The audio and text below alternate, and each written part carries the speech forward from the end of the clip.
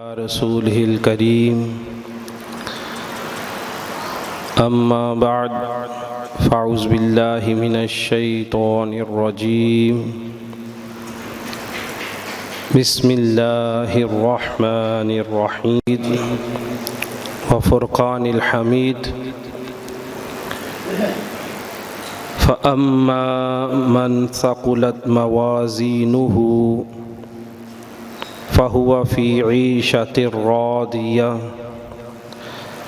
وأما من خفت موازينه فأمه هاوية صدق الله العظيم وصدق رسوله النبي الكريم قال الله تبارك وتعالى في شان حبيبه مخبرا وآمرا إن الله وملائكته يصلون على النبي يا أيها الذين آمنوا صلوا عليه وسلموا تسليما درود پاک پڑھیے الصلاۃ والسلام علیہ ہر طرح کی حمد و ثنا اللہ رب العالمین کے لیے کہ جو کل کائنات کا خالق و مالک ہے، اور ہر طرح کے درود نبی رحمت شفیع امت صلی اللہ علیہ وسلم کی ذات پر۔ حضرت ابی بن کعب رضی اللہ تعالیٰ عنہ حضور کی بارگاہ میں عرض کرتے ہیں کہ حضور، میں اپنے دن بھر کے اوقات کا کہ 4 حصے کرتا ہوں، جن میں سے 3 حصے باقی کاموں کے لیے مختص کیے ہیں اور 1 حصہ آپ پر درود پڑھنے کے لیے رکھا ہے۔ ارشاد فرمایا اس سے اور بڑھا لو۔ عرض کیا حضور، آدھا دن درود پڑھوں گا اور آدھا باقی کے کاموں کے لیے رکھ لیتا ہوں۔ ارشاد فرمایا اور بڑھا لو تو تمہارے لیے بہتر ہے۔ عرض کیا حضور، 3 حصے درود پڑھنے پہ اور 1 حصہ دیگر کاموں کے لیے رکھ لیتا ہوں۔ ارشاد فرمایا اور بڑھا لو تو تمہارے لیے بہتر ہے۔ عرض کیا حضور، سارا کا سارا وقت آپ پر درود پڑھتا رہوں گا۔ حضور نے فرمایا اگر ایسا کر لو تو تمہارے غم بھی ختم ہو جائیں گے، اللہ تمہارے گناہوں کو بھی معاف فرما دے گا۔ تو ہر طرح کے درود نبی رحمت صلی اللہ علیہ وسلم کی ذات پر کہ جن پر درود پڑھنے سے غم دور ہوتے ہیں اور گناہوں کا کفارہ ہو جاتا ہے۔ اللہ رب العالمین کی کروڑہ کروڑ رحمتوں کا نزول ہو علماء پر، صلحاء پر، اولیاء پر اور ہمارے ائمہ اکرام پر۔ میں نے آغاز میں سورہ قاریہ کی آیت نمبر 6، 7، 8 اور 9 تلاوت کی ہے۔ اللہ رب العالمین نے ارشاد فرمایا فَأَمَّا مَنْ ثَقُلَتْ مَوَازِينُهُ، تو بہرحال جس کے ترازو باری ہوں گے، وزن زیادہ ہوگا کل بروز قیامت نیکیوں کا، فَهُوَ فِي عِيشَةٍ رَاضِيَةٍ، تو پھر وہ عیش والی زندگی میں ہوگا، وہ اپنی مرضی کی زندگی میں ہوگا، پھر وہ اپنی پسندیدگی والی زندگی میں ہوگا۔ اور پھر اس کے ساتھ ہی ارشاد فرمایا وَأَمَّا مَنْ خَفَّتْ مَوَازِينُهُ، تو جس کے ترازو ہلکے رہیں گے، جس کا وزن کم ہوگا نیکیوں کا، فَأُمُّهُ ہاویہ، تو اس کا ٹھکانہ ہاویہ یعنی جہنم ہے۔ پھر ارشاد فرمایا وَمَا أَدْرَاكَ مَا هِيَ، کیا تمہیں پتہ ہے کہ وہ کیا ہے؟ نار حامیہ، وہ شعلے مارتی ہوئی آگ ہے۔ جیسے میرا اور آپ کا یہ بنیادی عقیدہ ہے کہ ہم روز قیامت کو مانتے ہیں، تو توحید، رسالت، ملائکہ، آسمانی کتب اور عقیدہ آخرت، یہ وہ عقائد ہیں کہ جن کے بغیر ایمان مکمل نہیں ہوتا۔ تو جو عقیدہ آخرت ہے، روز قیامت، اس میں ایک بات کا جاننا اور ماننا ضروری ہے کہ اس دن ہمارے اعمال کا وزن بھی ہوگا، اعمال کو تولا جائے گا، ترازو لگایا جائے گا، ایک طرف نیکیاں اور دوسری طرف گناہ رکھے جائیں گے۔ اس پر ایمان لانا یہ ضروری ہے۔ بڑے سارے لوگ اس بات پہ بھی بحث کرتے ہیں کہ جی اخلاص کیسے تولا جائے گا، نیت کو کیسے تولا جائے گا، تو لہٰذا تولنا سمجھ میں نہیں آتا تو قرآن مجید کی واضح آیات موجود ہیں کہ جس میں یہ ارشاد فرمایا جا رہا ہے کہ کل بروز قیامت تمہارے اعمال کو تولا جائے گا۔ سورہ اعراف کی آیت نمبر 7، 8 اور 9، وہاں پہ بھی خالق کائنات نے یہ ارشاد فرمایا کہ کل بروز قیامت جو اعمال کا تولا جانا ہے یہ حق ہے، یہ ہو کے رہے گا۔ اب یہ آیت مبارکہ اگر مد نظر رکھی جائے تو پھر ارشاد فرمایا جاتا ہے کہ جس کے نیکیوں والا پلڑا بھاری ہوگا نا کل بروز قیامت۔ آج دنیا میں بھی ہم نفع کی تجارت کرتے ہیں، کسی بھی کام میں نفع زیادہ ہو تو ہم وہ کام ضرور کر لیتے ہیں۔ تو آؤ نا جی، زندگی گزر گئی دنیا کے نفع اکٹھے کرتے ہوئے، آؤ آج آخرت کا بھی نفع اکٹھا کر کے دیکھتے ہیں۔ آؤ آخرت میں وہ نیکیاں کہ جن کا وزن زیادہ ہوگا، تھوڑا سا ان کی طرف بھی توجہ کر کے دیکھتے ہیں۔ سورہ بقرہ کی آیت نمبر 148 میں اللہ رب العالمین نے ارشاد فرمایا، اس کا تھوڑا سا حصہ ہے، میرا اور آپ کا رب ارشاد فرماتا ہے فَاسْتَبِقُوا الْخَيْرَاتِ، نیکیوں میں آگے بڑھ جاؤ، نیک کاموں میں مقابلہ کیا کرو۔ آج اگر ہم غور و فکر کریں تو ہماری زندگی کا اکثر حصہ مقابلے بازی کا نظر ہو جاتا ہے۔ حتیٰ کہ یہ جو ایجوکیشن، یہ جو پڑھائی ہم بچوں کو پڑھاتے ہیں تو یہ بھی مقابلے پہ پڑھاتے ہیں کہ ان کا بیٹا پڑھ کے ڈاکٹر بن گیا، لہٰذا میں نے بھی اپنے بیٹے کو ڈاکٹر ہی بنانا ہے، مقابلتاً۔ ان کے بیٹے نے فلاں ایجوکیشن حاصل کی، ان کی اولاد نے یہ ایجوکیشن حاصل کی ہے، میں نے بھی یہی حاصل کرنی ہے۔ انہوں نے فلاں جگہ پہ گھر لیا ہے، ہم نے بھی فلاں جگہ پہ گھر لینا ہے۔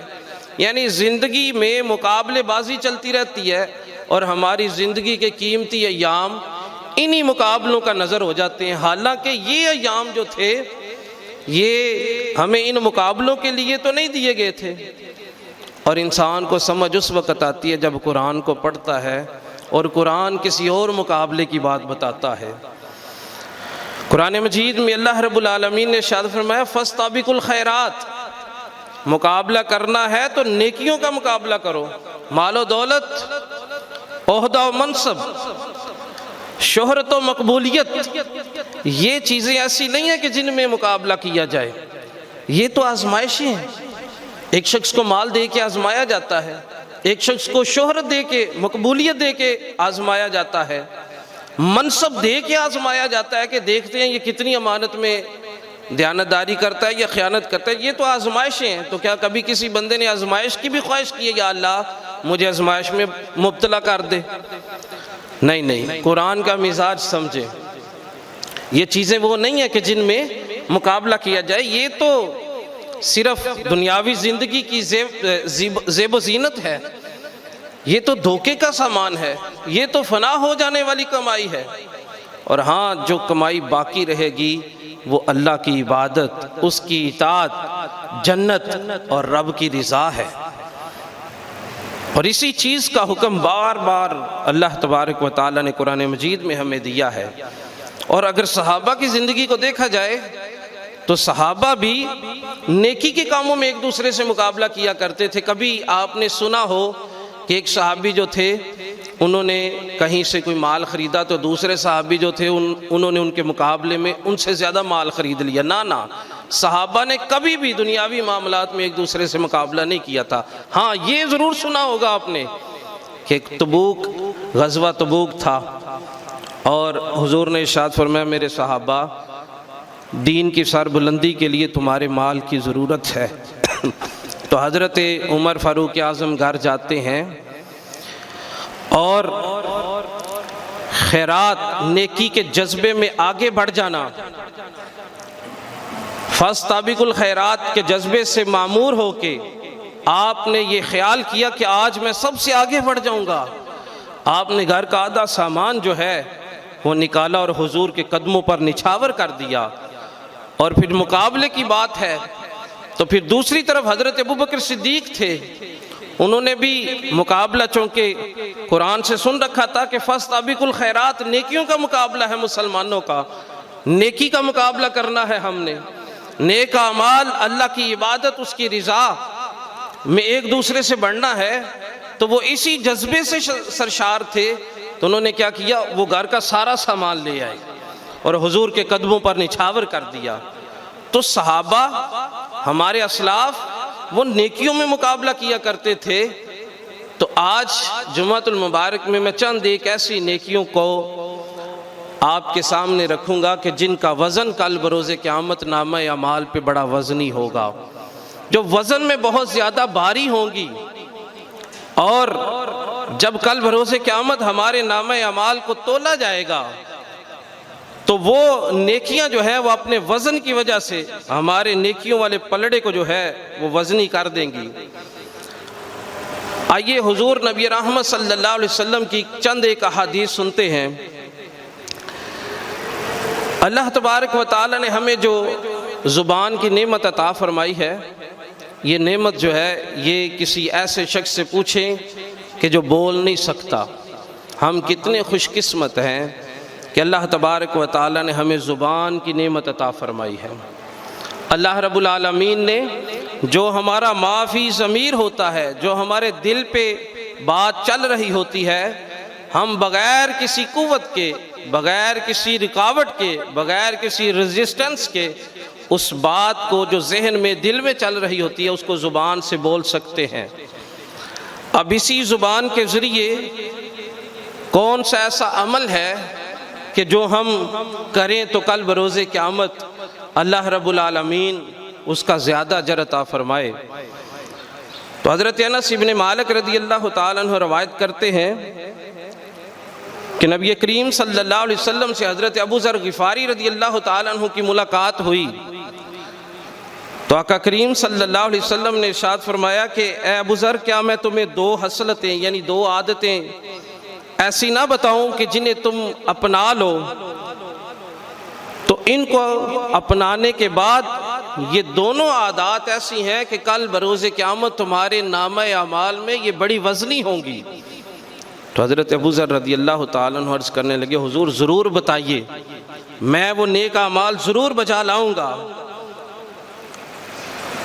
تو غور سے سنیے گا، نبی کریم صلی اللہ علیہ وسلم نے ارشاد فرمایا کہ تم حسن اخلاق اور طویل خاموشی کو اختیار کر لو. اس ذات کی قسم جس کے قبضہ قدرت میں میری جان ہے کہ یہ دو نیکیاں ایسی ہیں کہ کل بروز قیامت جب نامہ اعمال میں رکھی جائیں گی تو سب سے زیادہ وزنی یہی نیکیاں ہوں گی. طویل خاموشی، خاموش رہنا. یہ خاموشی میرے اور آپ اگر ہمیں کوئی کہے کہ خاموش رہیں تو ہم سمجھتے چپ رہنا اس کو خاموشی کہتے ہیں، مگر اللہ والے اور تصوف کی نگاہ میں خاموشی کیا ہے کہ خاموشی سے رب تبارک و تعالیٰ کے تصور میں گم ہو جانا، تصور یار میں رہنا. خاموشی دو طرح کی ہے، ایک زبان کی خاموشی ہے، ایک دل کی خاموشی ہے. کچھ لوگ دل کے خاموش نہیں ہوتے، جو زبان کے خاموش ہوتے ہیں وہ بظاہر گناہوں سے بچے رہتے ہیں مگر دل کے ذریعے برے خیالات اور برائی کی طرف راغب رہتے ہیں. یہ تو خاموشی عام لوگوں کی ہے، اور جو خواص کی خاموشی ہے وہ دل کی خاموشی ہے. وہ زبان سے بھی خاموش رہتے ہیں اور دل بھی جو ہے وہ نیکی کی طرف راغب رہتا ہے، برائی کا ارادہ تک نہیں ان کے دل پہ آتا۔ تو اللہ تبارک و تعالی ہمیں دل کی بھی خاموشی عطا فرمائے اور زبان کی بھی خاموشی عطا فرمائے۔ کل بروز قیامت ہمارے نامہ اعمال میں جو دوسری بڑی چیز وزنی ہوگی وہ کیا ہے؟ وہ حسن اخلاق ہے۔ حضور کی بارگاہ میں عرض کیا گیا، حضور کل بروز قیامت سب سے زیادہ وزنی ہمارا عمل کون سا ہوگا؟ ارشاد فرمایا، سنو میرے صحابہ، کل بروز قیامت جب تمہارے نامہ اعمال کو تولا جائے گا تو اس نامہ اعمال میں سب سے وزنی عمل جو ہوگا وہ تمہارا حسن اخلاق ہے، تمہارے اخلاقیات ہیں۔ اور اخلاقیات کس چیز کا نام ہے؟ دنیاوی معاملات میں نرمی کا معاملہ کرنا۔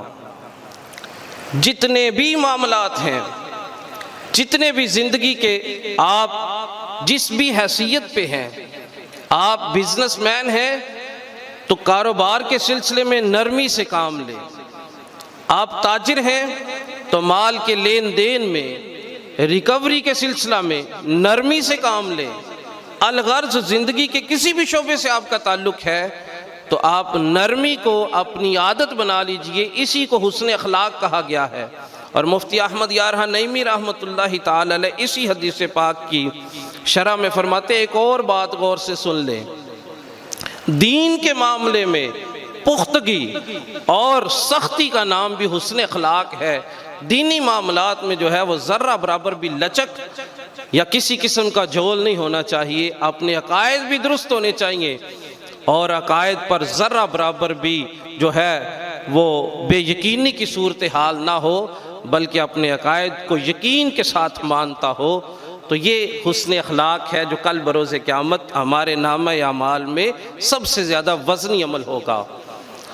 امام الانبیاء نبی رحمت صلی اللہ علیہ وسلم کے اخلاقیات کے بارے میں اللہ تبارک و تعالیٰ قرآن مجید میں ارشاد فرماتا ہے، اِنَّكَ لَعَلَىٰ خُلُقٍ عَظِيمٍ، اے محبوب ہم نے تمہیں بڑے عظیم اخلاق دے کر کے بھیجا ہے، خلق عظیم عطا کیا ہے۔ اور خود امام الانبیاء ارشاد فرماتے ہیں کہ میری بعثت کا ایک مقصد جو ہے وہ تمہارے اخلاقیات کو درست کرنا بھی ہے۔ میں اور آپ اس نبی کے امتی ہیں کہ جن کی آمد کا مقصد جو ہے وہ ہمارے اخلاقیات کو درست کرنا ہے، مگر افسوس آج مسلمانوں کے معروضی حالات کو اگر دیکھا جائے تو اخلاقیات نام کی کوئی چیز نظر نہیں آتی۔ لوگ جدید مینرز کو اپنا رہے ہیں، دنیا جو ہے وہ نئے سے نئے مینرز کو جو ہے وہ ڈیولپمنٹ کر رہی ہے، ہر چیز کے آداب لوگ تلاش کر رہے ہیں، مگر افسوس کہ وہ امت کہ جن کو یہ سبق دیا گیا ہے کہ تمہارے نامہ اعمال میں اخلاق جو ہے وہ وزنی ہوں گے، وہ امت کہ جس کے نبی نے اپنی آمد کا ایک مقصد یہ بھی فرمایا ہے کہ میں تو تمہارے اخلاق کو درست کرنے آیا ہوں، افسوس سے کہنا پڑتا ہے کہ ان کے اخلاق آج دور جاہلیت سے بھی بدتر ہوتے چلے جا رہے ہیں۔ گالم گلوچ، دوسرے کی تذلیل اور سیاسی جتھا بندی، تعصب اور بغیر کسی تحقیق کے مسلمانوں میں افواہ کا پھیلانا اور مسلمانوں کو انتشار اور فساد کا جو ہے وہ مسلمانوں میں برپا کر دینا اور اپنی زبان اور ہاتھ سے دوسروں کو تکلیف پہنچانا۔ نبی کریم صلی اللہ علیہ وسلم نے مسلمان کی تعریف یہی ارشاد فرمائی ہے نا کہ المسلم من سالم المسلمون من لسانہ و یدہ، مسلمان تو وہ ہے کہ جس کی زبان اور اس کے ہاتھ سے دوسرے مسلمان محفوظ رہیں۔ کیا یہ اخلاقیات کا تقاضا نہیں ہے کہ ہم اپنے اخلاق سے دوسرے مسلمانوں کو نفع پہنچائیں؟ اور کل بروز قیامت اپنے نامہ اعمال میں جو وزنی عمل ہے حسن اخلاق، اس کے بارے میں غور و فکر کریں۔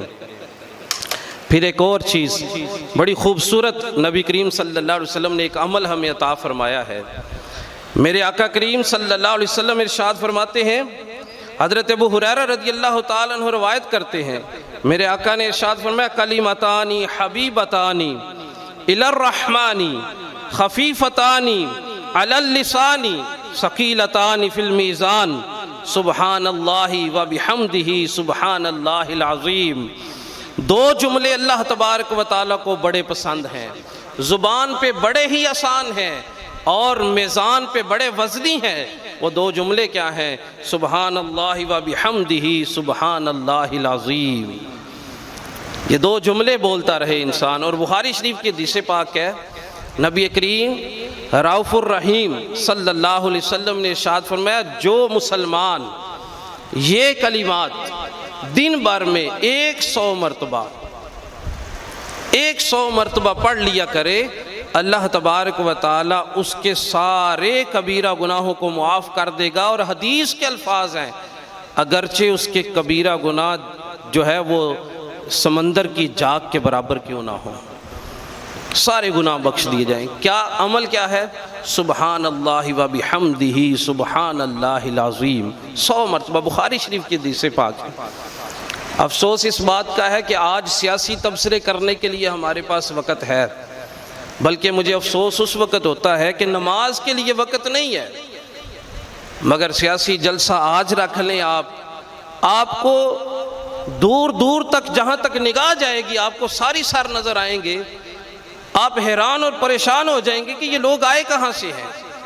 مگر نماز کے لیے جب مسجد میں بلایا جاتا ہے تو چند وہ لوگ جو بچپن سے ہی نمازی تھے، جن کے والد نے انگلی لگا کے ان کو مسجد میں آنا سکھایا تھا، آپ کو وہی لوگ مسجد میں نظر آئیں گے۔ کوئی نئے بندے بھرتی ہوتے نظر نہیں آتے، کوئی نئے نمازی۔ آپ اپنے ارد گرد جب بھی نماز پڑھا کریں تو ارد گرد ایک چیز ضرور دیکھا کریں کہ کیا ہماری صف میں نئے نمازی آئے ہیں، کیا کوئی نیا نوجوان نمازی بنا ہے، کیا محلے میں کچھ لوگوں کو شعور نماز کا بڑا ہے۔ تو شاید آپ کو ایک بندہ بھی نظر نہ آئے۔ اور جہاں تک بات ہے سیاسی وابستگی کی اور تعصب اور جتھے بندی کی، تفرقہ بازی کی، تو آپ کو اس طرح کے جتھوں میں بڑے لوگ نظر آئیں گے اور بڑے لوگ اپنا دن اور رات ضائع کرتے نظر آئیں گے، حالانکہ یہ کام کرنے والے نہیں تھے۔ میں نے شروع میں آپ سے عرض کیا کہ رب تبارک و تعالیٰ نے سورہ بقرہ کی آیت نمبر 148 کے ایک حصے میں ہمیں سمجھا دیا کہ لوگو فاستبقوا الخیرات، مقابلہ کرنا ہے تو نیکیوں کا مقابلہ کیا کرو، نیکی میں ایک دوسرے سے بڑھ جاؤ، نیک اعمال میں ایک دوسرے سے بڑھو۔ مگر افسوس کہ چونکہ ہمارا تعلق قرآن اور حدیث سے نہیں رہ گیا، اور یہ سن لیں کہ یہ جتنے بھی حالات آج ہمارے ملک کے بالخصوص اور دنیا بھر میں مسلمانوں کے بالعموم ہیں، وہ صرف ان کی ایک وجہ ہے کہ ہم نے اپنا تعلق قرآن سے اور حدیث سے توڑ لیا ہوا ہے۔ ہمارا تعلق قرآن و حدیث سے نہیں رہا۔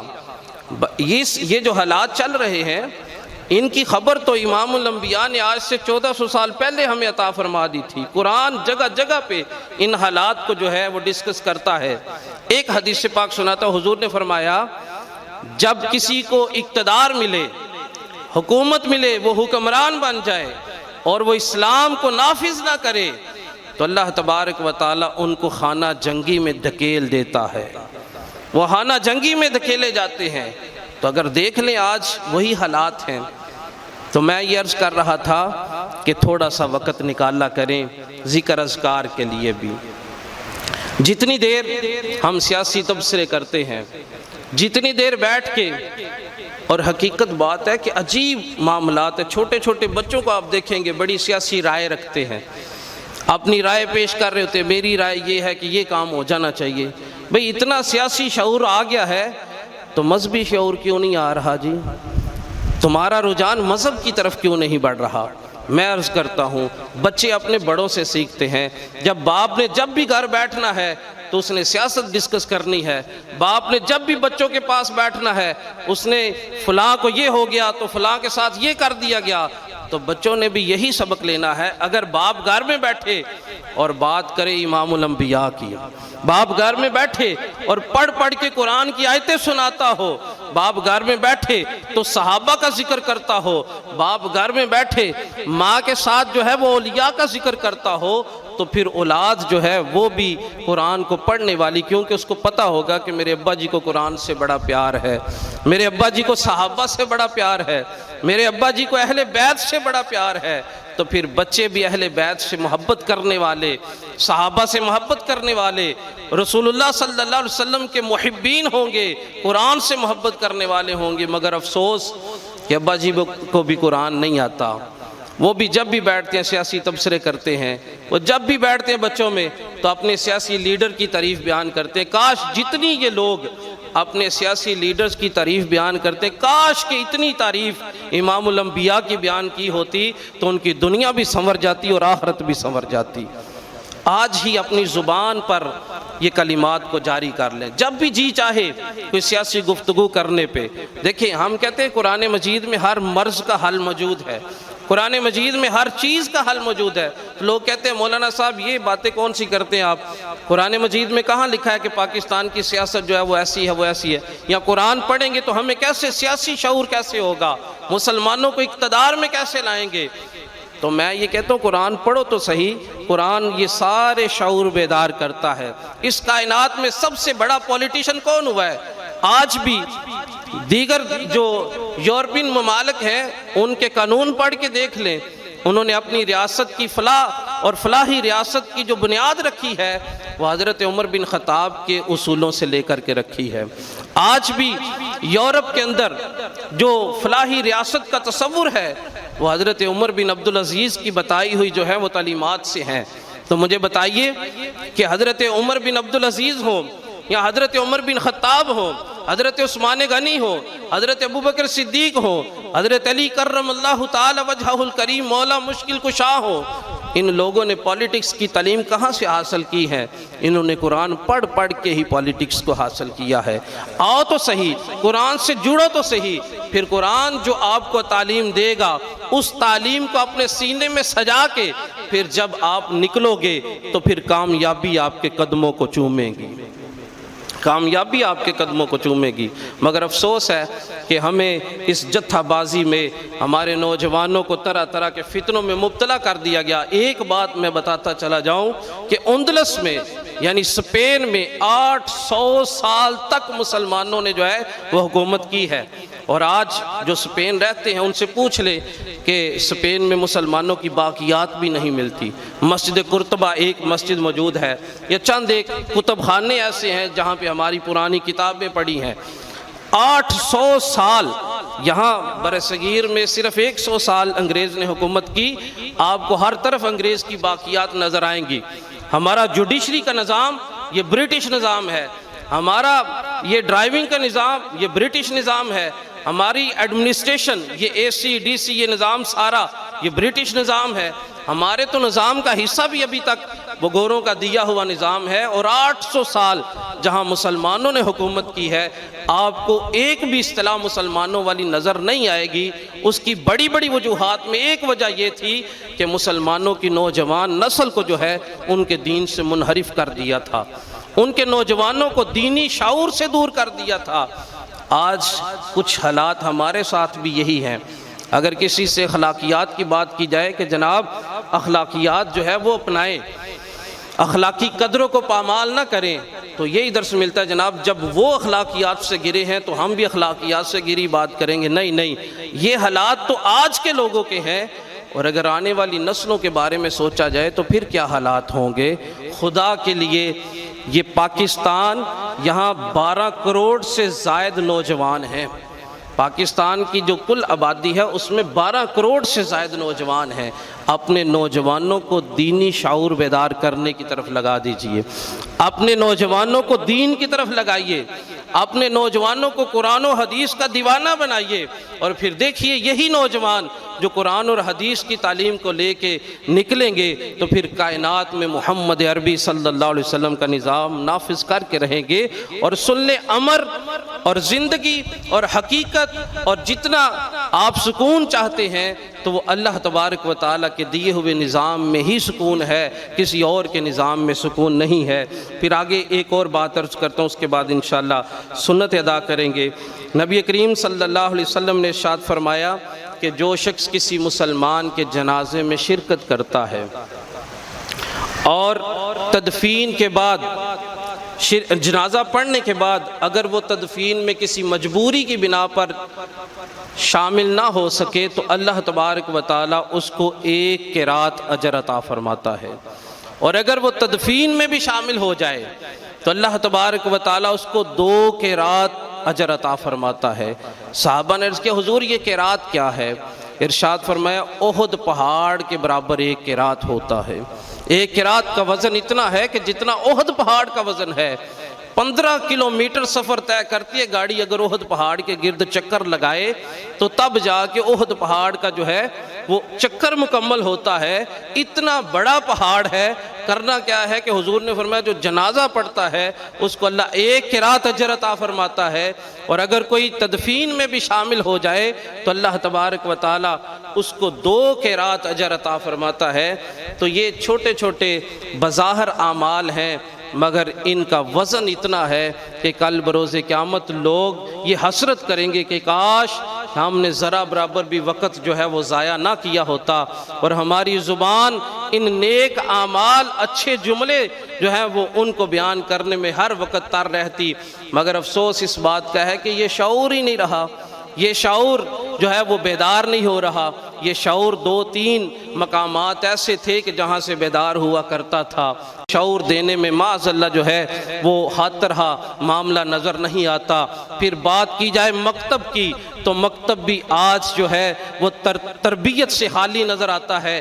کاروبار تو نظر آئے گا آپ کو مکتب میں، مگر تربیت نظر نہیں آئے گی۔ ماں باپ جو ہے ان کی گود بھی تربیت سے خالی ہے، اور میڈیا کا تو اللہ ہی حافظ ہے۔ میڈیا پر تو لوگ جھوٹ بولنے کے بھی پیسے لیتے ہیں، منفی پروپیگنڈا کرنے کے بھی پیسے لیتے ہیں، اور مسلمانوں کے اندر جو ہے وہ ایسی مایوسی پھیلاتے ہیں۔ آپ چند منٹ خبریں دیکھ لیں، آپ اتنے مایوس ہو جائیں گے، آپ کے ذہن میں یہ ہوگا کہ شاید بس چند دن رہ گئے ہیں، پاکستان ختم ہونے والا ہے، یوں ہو جائے گا، فلاں آ جائے گا، یہ ہو جائے گا۔ تو اتنی منفی جو ہے وہ سوچ پیدا کر دی جاتی ہے، حالانکہ ایسا نہیں ہے۔ حالانکہ اللہ تبارک و تعالیٰ کے فضل و کرم سے پاکستان نہ کبھی مٹا ہے نہ قیامت تک مٹے گا، کیونکہ یہ تو بنا ہی قیامت تک کے لیے ہے، یہ تو بنا ہی مدینہ طیبہ کی ان بنیادوں پر ہے۔